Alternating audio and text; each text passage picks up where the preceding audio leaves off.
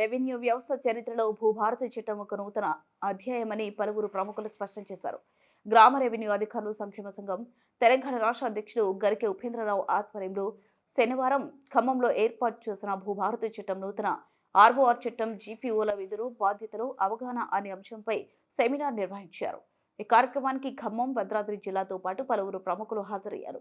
ఈ సందర్భంగా టీజీటీఏ ఖమ్మం భద్రాద్రి జిల్లా కన్వీనర్ కోట రవికుమార్, రెవెన్యూ చట్టంపై అనుభవం ఉన్న ప్రముఖులు K Venkateswararao, Adiraju, Sitaramaraju, senior journalist Vanam Nagaiah, గ్రామ రెవెన్యూ అధికారులు, సంక్షేమ సంఘం తెలంగాణ రాష్ట్ర ప్రధాన కార్యదర్శి లక్ష్మీ నరసింహులు తదితరులు హాజరయ్యారు. ఈ సందర్భంగా వారు మాట్లాడుతూ రెవెన్యూ వ్యవస్థ బలోపేతానికి మనమంతరం కృషి చేయాలన్నారు. తెలంగాణ ఉద్యోగ జేఏసీ చైర్మన్ లచ్చిరెడ్డి, వారి రాష్ట్ర బృందం, గ్రామ రెవెన్యూ అధికారులు, సంక్షేమ సంఘం రాష్ట్ర అధ్యక్షులు గరికె ఉపేంద్రరావు సారథ్యంలో ప్రభుత్వ సూచనల మేరకు ప్రభుత్వం అండతో భూభారతి చట్టం విజయవంతం చేద్దామన్నారు. ఈ కార్యక్రమంలో వివిధ ప్రాంతాలకు చెందిన వీఆర్ఓలు పాల్గొన్నారు.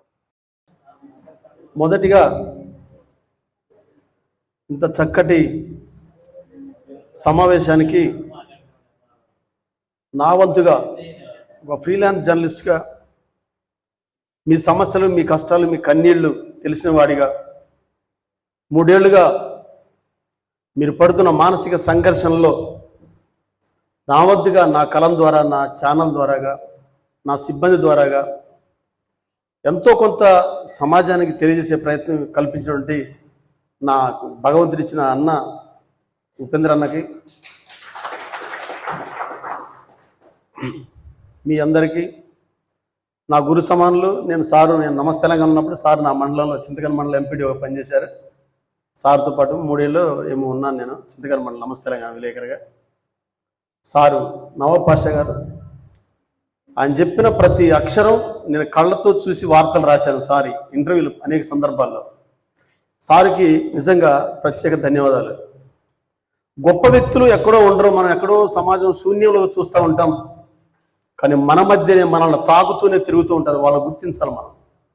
ఇక్కడ కూర్చున్నటువంటి వాళ్లే కాదు, మీరందరూ కూడా మీ జీవితాల కోసం, మీ కుటుంబాల కోసం మీరు చేసేటువంటి ప్రయత్నాలు, మీరు చేసే ఉద్యోగాలు అన్నింటిలో కూడా ప్రతి ఒక్కళ్ళం ఒక చరిత్ర కలిగి ఉన్నవాళ్ళమే. ముఖ్యంగా ఒక బాధ్యత, ఒక బరువు, ఎంతో సాధించాలన్న ఆశయం మీలో ఉండబట్టే ఉదయం 9 గంటల నుంచి ఎప్పుడో మహబూబ్ నగర్ జిల్లా ఎక్కడ మా అన్నోళ్ళు తెల్లవారుజామున బయలుదేరించారు. ఫస్ట్ వాళ్ళకి మనందరం ప్రత్యేకంగా చప్పట్లు కొట్టి వాళ్ళకి ధన్యవాదాలు తెలియజేస్తాం. నేను మహబూబ్ నగర్ జిల్లా మా టీంతో వెళ్ళాను. దాదాపు 6 గంటల జర్నీ. అంత ఓపికగా వచ్చి ఇన్ని గంటల సేపు కూర్చొని మన జీవితాల కోసం పనిచేస్తున్నటువంటి సమావేశం కాబట్టి ఈ సమావేశాన్ని మనం విజయవంతం చేయాలి. ఇది మనకు కనీస బాధ్యత అని చెప్పి మీరు అందరూ ఉన్నారు. ఇక్కడ మహిళా ఉద్యోగులు, ఉద్యోగ నాయకురాళ్ళు ఉన్నారు. వారు కూడా వారి యొక్క ఆశయం కోసం ఉన్నారు తప్ప ఇంకోటి కాదు. అయితే ఇదంతా ఎందుకు మీకు ఇంట్రడక్షన్ చెప్పాల్సి వచ్చిందంటే, ఒక ఆశయం అనేది మాత్రమే మన ముందుకు నడిపించింది మన యొక్క పాదాలని. అవునంటారా కాదంటారా? కోవిడ్ టైంలో కొంచెం యాక్టివ్గా ఉండండి. 10 నిమిషాల్లో క్లోజ్ చేస్తా. వాస్తవంగా నాది పెద్ద సబ్జెక్టులే కానీ నేను అంతసేపు చెప్పను, 10 నిమిషాల్లో క్లోజ్ చేస్తా. ఇప్పటికే మీరు చాలా అలసిపోయి ఉన్నారు మానసికంగా, శారీరకంగా. కోవిడ్ టైంలో ప్రపంచవ్యాప్తంగా మహమ్మారి తీవ్రమైనటువంటి చావు దెబ్బతీసింది. ఒక వర్గాన్ని మాత్రం కొద్దిగా బైపాస్ చేసింది. వాళ్ళు ఎవరో తెలుసా?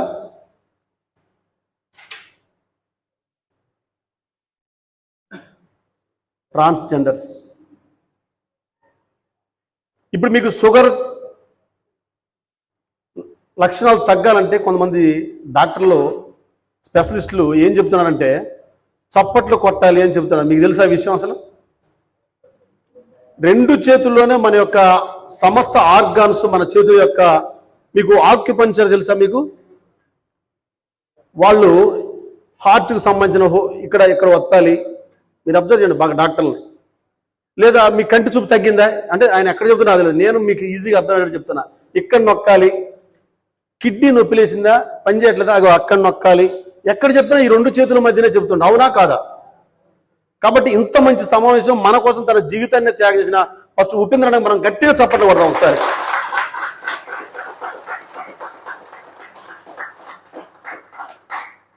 రెవెన్యూ ఉద్యోగుల కోసం తెలంగాణ రాష్ట్రం వ్యాప్తంగా సంచరించి కుటుంబానికి దూరంగా ఉంటూ తన యొక్క సిబ్బందిని వెంట పెట్టుకొని మనందరి హక్కుల కోసం మనం మంచిగా ఉండాలా, మనం గౌరవంగా ఉండాలా, మన విఆర్ఓలు మంచి స్థాయిలో రావాలా, వాళ్ళు ఎక్కడైతే అపనిందలు అవమానాలు గురయ్యారో అక్కడే ఆత్మగౌరవంతో వాళ్ళు ఒక వికసించిన పుష్పలం పైకి రావాలని చెప్పినటువంటి గౌరవ లచ్చిరెడ్డి సార్ గారికి మీరందరూ కరతాళ దోళ్లతో మరొకసారి గట్టిగా చప్పట్లు కోరుకుంటున్నాను.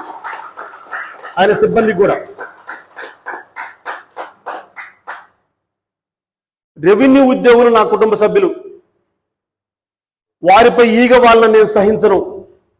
గతంలో చెప్పినట్టుగా కొంతమంది పాలకులు చెప్పినట్టుగా వాళ్ళ అవినీతి పరులు తల తోక నాడిస్తుందా, తోక తల నాడిస్తుందా, మీ అంతు చూస్తా, మీరు చేసేటువంటి అక్రమాల వల్ల ప్రభుత్వానికి మాయని మచ్చగా ఉంది, కాబట్టి మీరు రెవెన్యూ వ్యవస్థలో ఉండటానికే అర్హత లేదు అని ఒక ఉద్దేశంతో మిమ్మల్ని తల్లి బిడ్డని వేరు చేసిన సందర్భంలో గుండెల్లో పెట్టుకొని తెలంగాణ ప్రజాప్రభుత్వం ఏదైతే మీకు ఇప్పుడు ఎన్నికల ముందు హామీ ఇచ్చినట్టుగానే మిమ్మల్ని సగర్వంగా మిమ్మల్ని మెడలో హారం వేసి మిమ్మల్ని రెవెన్యూ వ్యవస్థలో తీసుకుంటున్నామని చెప్పినట్టు రేవంత్ రెడ్డి గారి ప్రభుత్వానికి మీరు అందరూ గట్టిగా చప్పట్లు కొట్టాలని చెప్తున్నారు.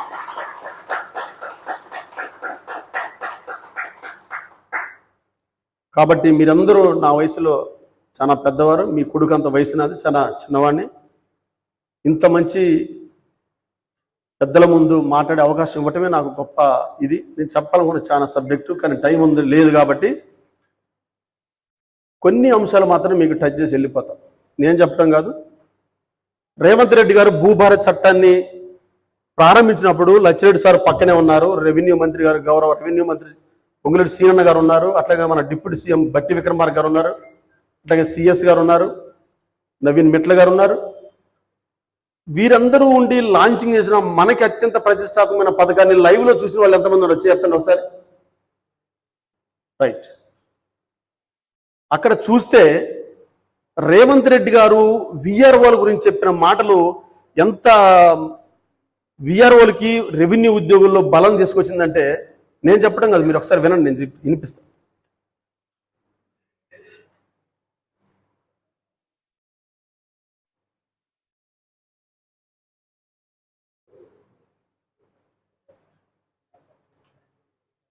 తప్పు చేయొద్దు, చట్టాలను పకడ్బందీగా అమలు చేద్దాం. చట్టాలు చేయడమే కాదు, అమలు చేసే విధానంలోనే అసలు ఫలితాలు ఉన్నాయి.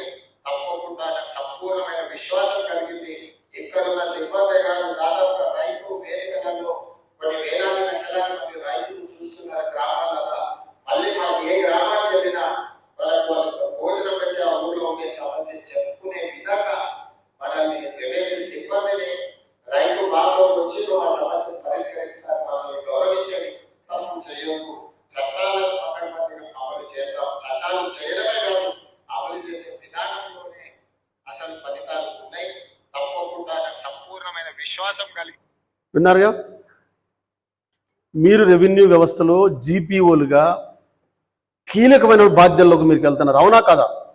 మీ హక్కులు బాధ్యతలు తెలియజెప్పడం కోసమే అన్న ఇంత ఖర్చు పెట్టి రెవెన్యూ వ్యవస్థలోకి మిమ్మల్ని తీసుకునే ముందు సమగ్రమైనటువంటి ఒక ఆలోచనతో మీరు ఒక బలమైనటువంటి ఒక శక్తులుగా మీరు వెళ్ళాలన్న ఒక మంచి ఆశయంతో ఉపేంద్రాన్ని ఈ కార్యక్రమాన్ని ఏర్పాటు చేసిండు. మీరు కూడా అందుకే వచ్చారు.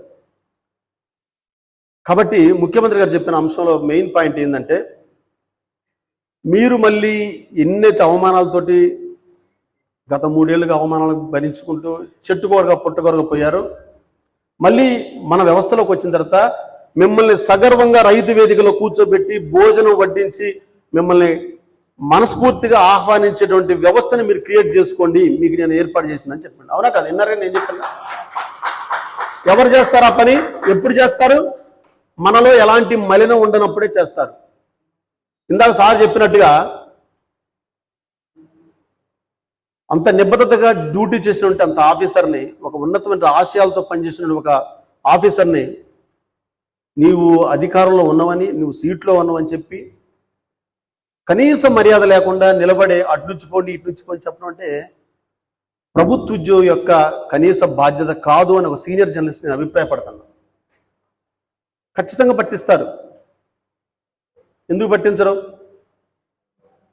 చేసేదే తప్పు, పైగా ఒక నీతిగా బతికిన వ్యక్తిని చులకన చేసి చూడటం తప్పే కదా. నువ్వెంత ఉన్నతమైన అధికారమైనా తోటి వ్యక్తి డ్యూటీ చాటున్నావు కదా, తోటి వ్యక్తిని గౌరవించమని చెప్పడం. ఇంతమందిని చైతన్యవంతం చేస్తున్న వ్యక్తి నీ ఎదుర్కొన్నప్పుడు నీకు తెలియకపోవచ్చు ఆయన గొప్పతనం ఏందో. అంటే సాధారణ వ్యక్తిగా భావించావు అక్కడ. అంటే రోజు నీ దినచర్య ఎలాగా ఉంటుందని అర్థం అక్కడ ఉద్యోగిది. కాబట్టి మార్చుకోండి. ముఖ్యంగా మీ మీద, మన మీద ఉన్నటువంటి అపవాదం ఏంది ఒకసారి చెప్పండి. మన వ్యవస్థ నుంచి వేరు కావడం గల కారణం ఏంటి ఒకసారి చెప్పండి. ఏంటిది? అది లంచం లంచం లంచం అనే ఒక్క మాటే మిమ్మల్ని తల్లి పేగు నుంచి వేరు చేసింది. అవునా కాదా? అందులో ఎంతమంది చేశారు తప్పు? ఒక్కళ్ళిద్దరు మాత్రమే చేశారు. అది ఎంటర్ వ్యవస్థకు వచ్చిందా లేదా? అంటే ఒక వనంలో ఒక గంజాయి మొక్క ఉంటే చాలదా వ్యవస్థ అంతా ఇదిగాడానికి? అట్లా చూశారు మన పాలకులు. వాళ్ళ కోపం కట్టలు తెంచుకునేలాగా ఉంది మన మీద, కొంతమంది చేసిన దుర్మార్గ పనుల వల్ల. అందరం చేశావా? ఇప్పుడు ఇంకో గుర్తు చేస్తాం మీకు. మిమ్మల్ని అకారణంగా వివిధ శాఖల్లో పంపిన తర్వాత, ఇబ్బందులు ఉన్న తర్వాత, కన్యలతోటి కష్టాలతోటి మీకు ఇచ్చిన డ్యూటీ చార్ట్ ప్రకారం మీరు వివిధ ప్రాంతాలు, వివిధ జిల్లాలకు తరలిపోయిన తర్వాత ఈ 4 ఏళ్లలో ఒక్కళ్ళని ఏసీబీకి దొరికారా? చెప్పండి, దొరికారా? దొరకలే. ఎందుకని? అంటే ఆ రంగంలో వాళ్ళు ఎక్కడున్నా దొరుకుతారు, కానీ మీరు లేరు కాబట్టి అందులో పోయినా కూడా దొరకలేదు. కాబట్టి ఇప్పుడు మీరు సమగ్రమైన ఒక వ్యవస్థలోకి, చట్టంలోకి రాబోతున్నారు. మీరు చట్టం వేరు, పథకం వేరు. ఎందుకంటే ఇప్పుడు మీరు పోయే చట్టంలోకి సమగ్రమైన ఒక చట్టం, అది గెజిట్ నోటిఫికేషన్తో వచ్చిందని చట్టం అంటారు.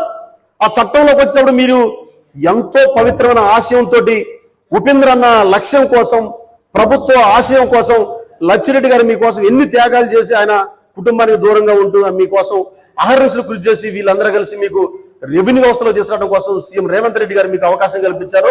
దాన్ని కాపాడుకుంటేనే మీ మెడలో అది హారంగా ఉంటుంది, లేకపోతే ఉరితాడే బిగిసి. అవునా కాదా? మరి హారంలా మెడలో తలతల మెరిసేలాగుంటారా? తప్పులు చేసి వీళ్ళు అందుకే నేను తీసేసానని చెప్పి మళ్ళీ ప్రత్యర్థులకు అవకాశం ఇస్తారా?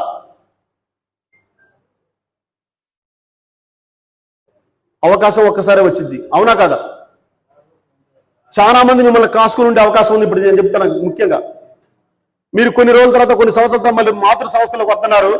వీళ్ళ మీద గతంలో ఈ ఆరోపణలు ఉన్నాయి, చూద్దాం వీళ్ళు ఎంతవరకు కరెక్ట్గా ఉంటారని చెప్పి అంచెలంచెలుగా మీ మీద కొన్ని రకాల ప్రయత్నాలు జరిగే అవకాశం ఉందని నేను అభిప్రాయపడుతున్నాను. అది నా వ్యక్తిగత అభిప్రాయం.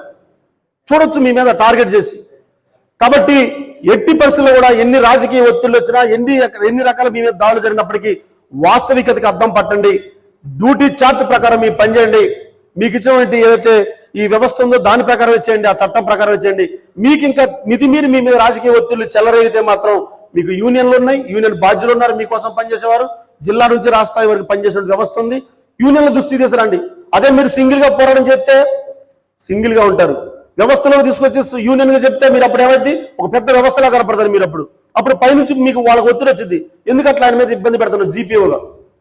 అంతేకాదు, మీరు చెయ్యబోయేటువంటిది చాలా కీలకమైనటువంటి వ్యవస్థలో మీరు క్రియాశీలమైన వ్యక్తులుగా ఉండబోతున్నారు. అన్న, జీపీఓ అనే పోస్టు ఆఫీసర్ అని తగిలిచ్చారు మీకు. ఇప్పుడు విలేజ్ రెవెన్యూ ఆఫీసర్ లాగానే గ్రామ పాలన ఆఫీసర్ అంటే ఇప్పుడు చట్టంలో ప్రతి ఒక్క వ్యవస్థ, ఈ యొక్క వ్యవస్థలో ప్రతి అంశం కూడా మీ చేతి నుంచే మొదలవుతుంది, ప్రారంభమవుతుంది. కేంద్ర బిందువు మీరే. జీపీఓలుగా రాబోతుంది. మీరు అందరూ ఆప్షన్లు ఇచ్చిన వాళ్ళగా, వీళ్ళంతా ఆప్షన్ ఇచ్చిన వాళ్ళందరూ చేయండి ఒకసారి. అందరూ 100% ఇచ్చారు. Okay, right. కాబట్టి మీ యొక్క స్వహస్తాలతో ఈ చట్టం శ్రీకారం చుట్టాల్సి ఉంటుంది అవకాశం ప్రతి గ్రామంలో కూడా. కాబట్టి ప్రభుత్వం మీకు ఇచ్చి కల్పించినటువంటి ఈ యొక్క అవకాశాన్ని సద్వినియోగం చేసుకోండి. వాస్తవంగా నేను వేరే సబ్జెక్ట్ నాది. అసలు లంచం ఎప్పుడు పుట్టింది, లంచం పుట్టడానికి కారణం ఏంటి, లంచం వల్ల వ్యవస్థ ఎలా మారిపోద్ది, వ్యక్తి తనకు తానే ఎలా దిగిపోతాడు, అమ్మ లంచంలో దొరికితే భర్తకి ఎలా ముఖం చూపించడానికి బాధపడిద్ది, పిల్లడు తన అమ్మ నీ గురించి టీవీలో వచ్చింది, పేపర్లో వచ్చింది, అమ్మ డాడీ నువ్వు నా హీరో అని నేను స్టేటస్లో పెట్టుకుంటాను, రోజు నువ్వు తలదించుకొని కూర్చున్నావు, ముందు గాజు గ్లాసులో పింక్ కలర్లో కలిపిన వాటర్ని ఏంటి డాడీ, ఏంది ఏసీబీ వాళ్ళు బిక్కు బిక్కు అనుకుంటా తలదించుకొని చూస్తున్నావు ఏంటి డాడీ అంటే ఎంత ఆత్మాభిమానం దెబ్బతింటుంది. చచ్చిపోయినట్టే కదా అక్కడ మనం. అవునా కదా? చనిపోయినట్టే కదా పిల్లల ముందు, భార్య ముందు. నిన్ను హీరోగా చెప్పుకుంటాం మేము ఫ్రెండ్స్. మా ఫ్రెండ్ రా ఆర్ఐ, నా ఫ్రెండ్ రా విఆర్ఓ. అంటే మనల్ని నమ్ముకున్న వాళ్ళ ముందు, మనల్ని హీరోగా చేసిన వాళ్ళ ముందు యూనియన్ నాయకులు కూడా తలవంపులు తెచ్చినట్టే. కాబట్టి మీ యొక్క శక్తి మేరకు పనిచేయండి, నిజాయితీగా పనిచేయండి, మన సత్తా ఏందో చూపించండి. మనం ఎలాగో అవమానాల నుంచి మళ్ళీ బయటకు వచ్చాం, అదే ఆత్మగౌరవాన్ని ఒక శిఖరాగ్రంలో చూపించేలాగా మీరు ప్రయత్నం చేయండి. మీ యొక్క ఆశయాల్ని, మీకు ఆకాంక్షల్ని నెరవేర్చుకోవడంలో మీతో పాటు బిడ్డతో కలిసి మేము 3 ఏళ్ళుగా అన్నతో కలిసి మీ అందరితో కలిసి పనిచేస్తాము. అలాగే ముందు కూడా మీరు చేసిన అన్ని కార్యక్రమాల్లో మేము పాల్గొంటామని తెలియజేస్తూ నాకు ఇచ్చిన ఈ అవకాశం కోసం అన్నకి ప్రత్యేక ధన్యవాదాలు తెలియజేస్తూ ఇంతతో ముగిస్తున్నాను. Thank you very much.